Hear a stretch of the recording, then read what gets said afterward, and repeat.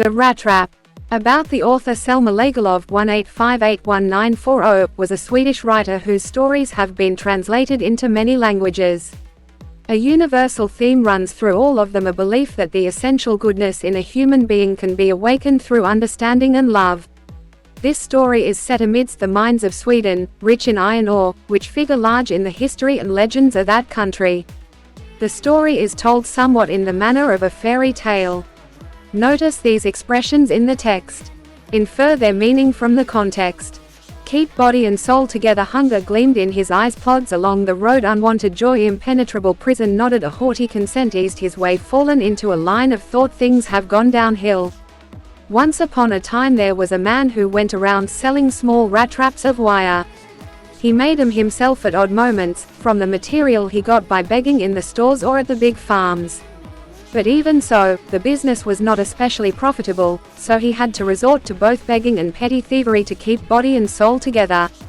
Even so, his clothes were in rags, his cheeks were sunken, and hunger gleamed in his eyes.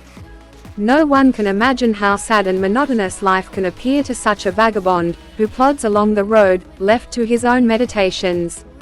But one day this man had fallen into a line of thought, which really seemed to him entertaining.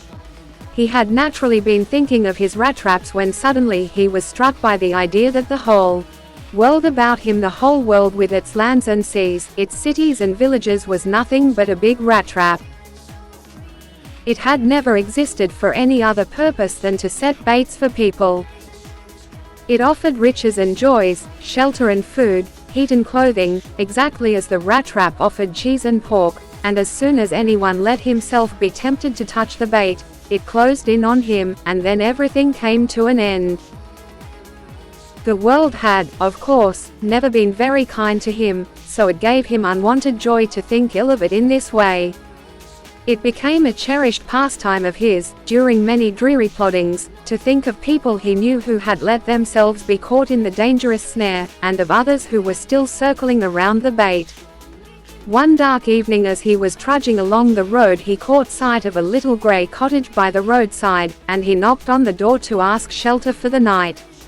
Nor was he refused. Instead of the sour faces which ordinarily met him, the owner, who was an old man without wife or child, was happy to get someone to talk to in his loneliness.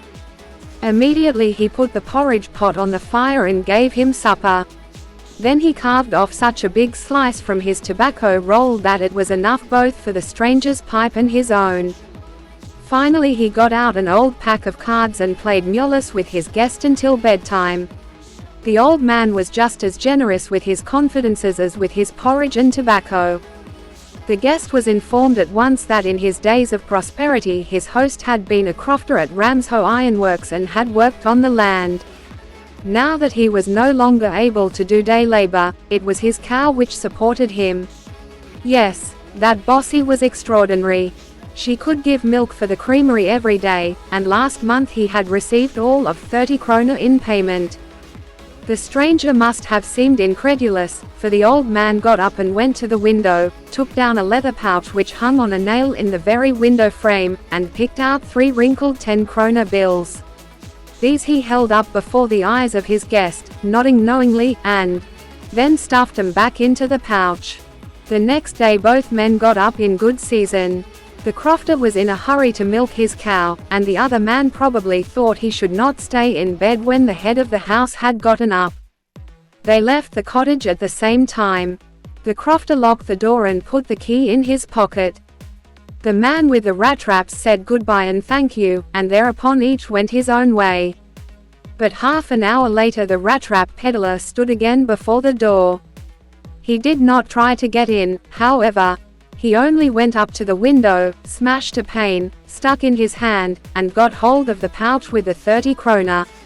He took the money and thrust it into his own pocket.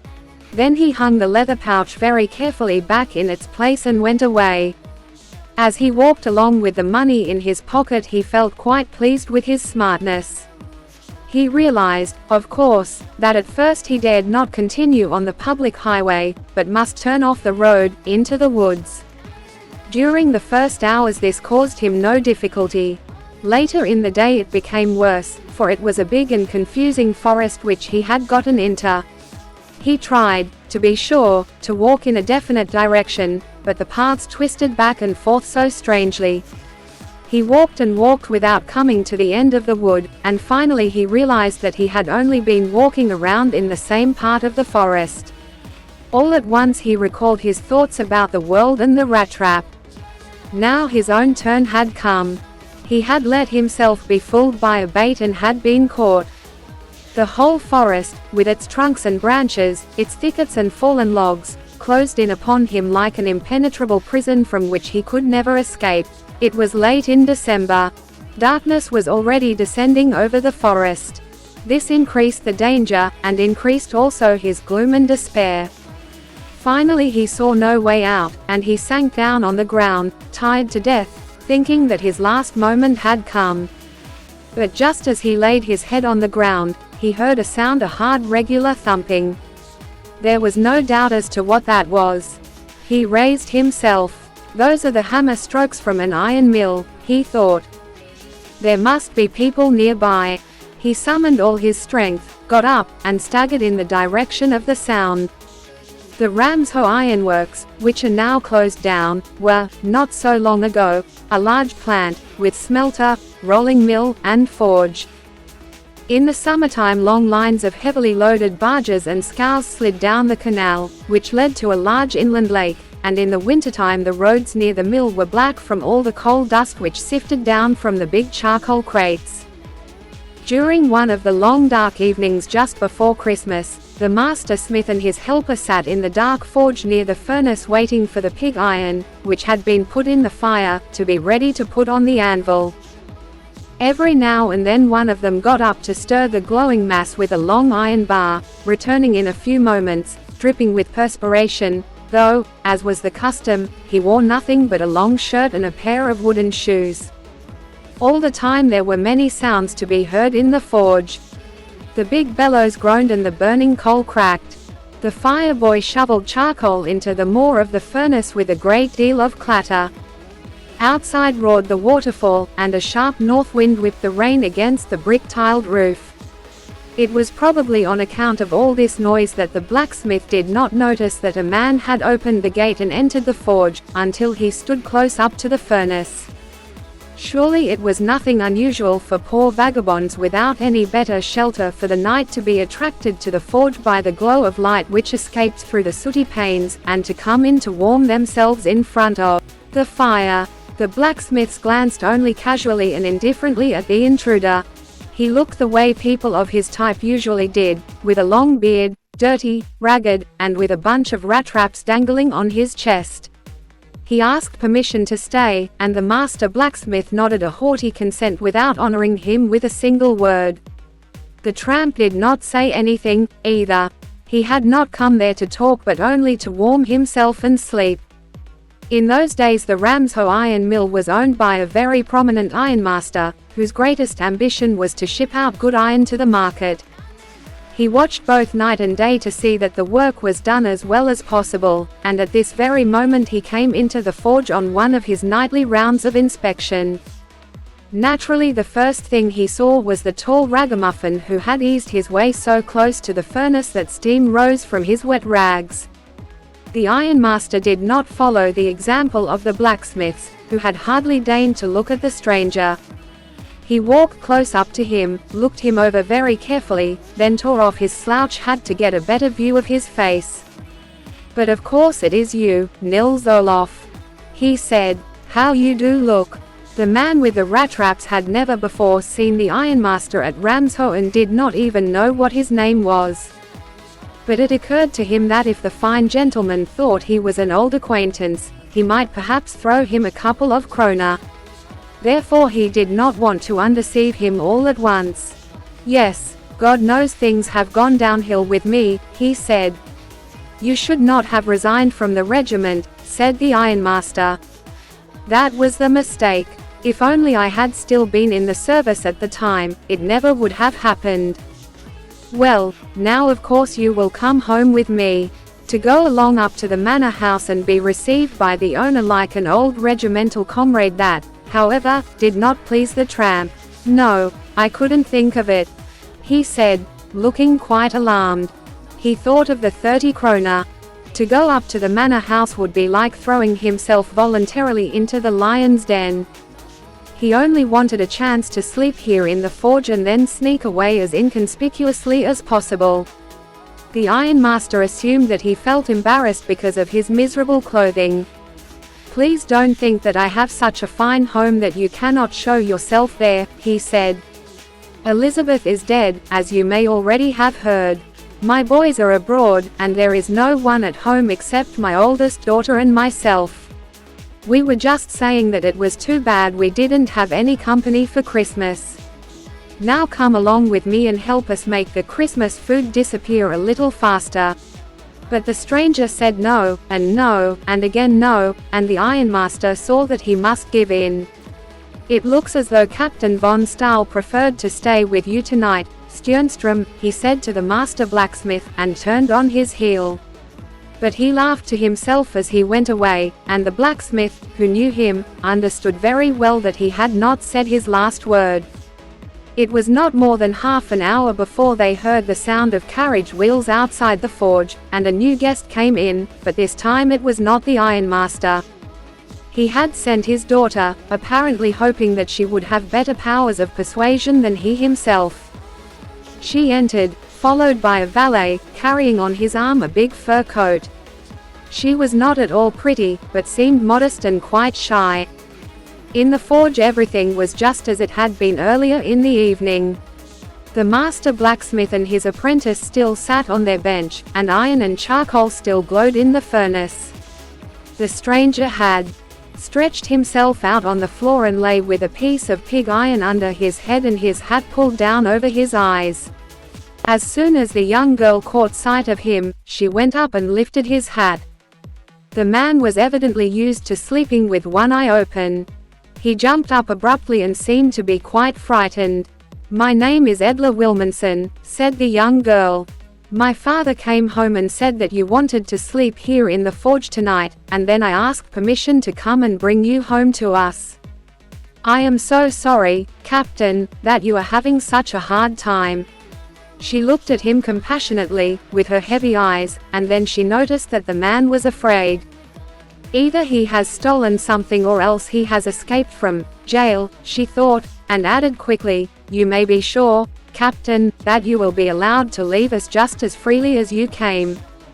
Only please stay with us over Christmas Eve." She said this in such a friendly manner that the Rattrap peddler must have felt confidence in her. "It would never have occurred to me that you would bother with me yourself, miss," he said. "I will come at once." He accepted the fur coat, which the valet handed him with a deep bow, threw it over his rags, and followed the young lady out to the carriage, without granting the astonished blacksmith so much as a glance. But while he was riding up to the manor house he had evil forebodings. "Why the devil did I take that fellow's money?" he thought. "Now I am sitting in the trap and will never get out of it." The next day was Christmas Eve, and when the ironmaster came into the dining room for breakfast he probably thought with satisfaction of his old regimental comrade whom he had run across so unexpectedly. "First of all we must see to it that he gets a little flesh on his bones," he said to his daughter, who was busy at the table. "And then we must see that he gets something else to do than to run around the country selling Rattrap. It is queer that things have gone downhill with him as badly as that," said the daughter. "Last night I did not think there was anything about him to show that he had once been an educated man." "You must have patience, my little girl," said the father. "As soon as he gets clean and dressed up, you will see something different. Last night he was naturally embarrassed. The tramp manners will fall away from him with the tramp clothes." Just as he said this the door opened and the stranger entered. Yes, now he was truly clean and well dressed. The valet had bathed him, cut his hair, and shaved him. Moreover he was dressed in a good-looking suit of clothes which belonged to the ironmaster. He wore a white shirt and a starched collar and whole shoes. But although his guest was now so well groomed, the ironmaster did not seem pleased. He looked at him with puckered brow, and it was easy to understand that when he had seen the strange fellow in the uncertain reflection from the furnace he might have made a mistake, but that now, when he stood there in broad daylight, it was impossible to mistake him for an old acquaintance. "What does this mean?"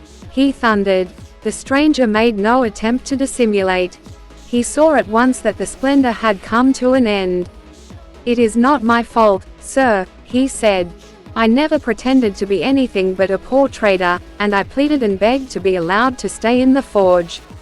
But no harm has been done. At worst I can put on my rags again and go away." "Well," said the ironmaster, hesitating a little, "it was not quite honest, either. You must admit that, and I should not be surprised if the sheriff would like to have something to say in the matter." The tramp took a step forward and struck the table with his fist. "Now I am going to tell you, Mr. Ironmaster, how things are," he said. "This whole world is nothing but a big rat trap. All the good things that are offered to you are nothing but cheese rinds and bits of pork, set out to drag a poor fellow into trouble. And if the sheriff comes now and locks me up for this, then you, Mr. Ironmaster, must remember that a day may come when you yourself may want to get a big piece of pork, and then you will get caught in the trap." The ironmaster began to laugh. "That was not so badly said, my good fellow. Perhaps we should let the sheriff alone on Christmas Eve. But now get out of here as fast as you can." But just as the man was opening the door, the daughter said, "I think he ought to stay with us today. I don't want him to go." And with that she went and closed the door. "What in the world are you doing?" said the father. The daughter stood there quite embarrassed and hardly knew what to answer. That morning she had felt so happy when she thought how homelike and Christmassy she was going to make things for the poor hungry wretch. She could not get away from the idea all at once, and that was why she had interceded for the vagabond. "I am thinking of this stranger here," said the young girl. "He walks and walks the whole year long, and there is probably not a single place in the whole country where he is welcome and can feel at home. Wherever he turns he is chased away. Always he is afraid of being arrested and cross-examined. I should like to have him enjoy a day of peace with us here, just one in the whole year." The ironmaster mumbled something in his beard. He could not bring himself to oppose her. "It was all a mistake, of course," she continued. "But anyway, I don't think we ought to chase away a human being whom we have asked to come here, and to whom we have promised Christmas cheer." "You do preach worse than a parson," said the ironmaster. "I only hope you won't have to regret this." The young girl took the stranger by the hand and led him up to the table. "Now sit down and eat," she said, for she could see that her father had given in. The man with the rat traps said not a word. He only sat down and helped himself to the food. Time after time, he looked at the young girl who had interceded for him. Why had she done it? What could the crazy idea be? After that, Christmas Eve at Ramshoe passed just as it always had. The stranger did not cause any trouble because he did nothing but sleep. The whole forenoon he lay on the sofa in one of the guest rooms and slept at one stretch. At noon they woke him up so that he could have his share of the good Christmas fare, but after that he slept again. It seemed as though for many years he had not been able to sleep as quietly and safely as here at Ramshoe. In the evening, when the Christmas tree was lighted, they woke him up again, and he stood for a while in the drawing room, blinking as though the candlelight hurt him, but after that he disappeared again. 2 hours later he was aroused once more. He then had to go down into the dining room and eat the Christmas fish and porridge. As soon as they got up from the table he went around to each one present and said thank you and good night. But when he came to the young girl she gave him to understand that it was her father's intention that the suit which he wore was to be a Christmas present. He did not have to return it. And if he wanted to spend next Christmas Eve in a place where he could rest in peace, and be sure that no evil would befall him, he would be welcomed back again. The man with the rat traps did not answer anything to this. He only stared at the young girl in boundless amazement. The next morning the ironmaster and his daughter got up in good season to go to the early Christmas service. Their guest was still asleep, and they did not disturb him. When, at about 10 o'clock, they drove back from the church, the young girl sat and hung her head even more dejectedly than usual. At church she had learned that one of the old crofters of the ironworks had been robbed by a man who went around selling rat-traps. "Yes, that was a fine fellow you let into the house," said her father. "I only wonder how many silver spoons are left in the cupboard by this time." The wagon had hardly stopped at the front steps when the ironmaster asked the valet whether the stranger was still there. He added that he had heard at church that the man was a thief. The valet answered that the fellow had gone and that he had not taken anything with him at all. On the contrary, he had left behind a little package which Miss Wilmanson was to be kind enough to accept as a Christmas present. The young girl opened the package, which was so badly done up that the contents came into view at once. She gave a little cry of joy. She found a small rat-trap, and in it lay 3 wrinkled 10-kroner notes. But that was not all. In the rat-trap lay also a letter written in large, jagged characters: "Honored and noble miss, since you have been so nice to me all day long, as if I was a captain, I want to be nice to you, in return, as if I was a real captain, for I do not want you to be embarrassed at this Christmas season by a thief. But you can give back the money to the old man on the roadside, who has the money pouch hanging on the window frame as a bait for poor wanderers." The rat trap is a Christmas present from a rat who would have been caught in this world's rat trap if he had not been raised to captain, because in that way he got power to clear himself. Written with friendship and high regard, Captain von Stahl.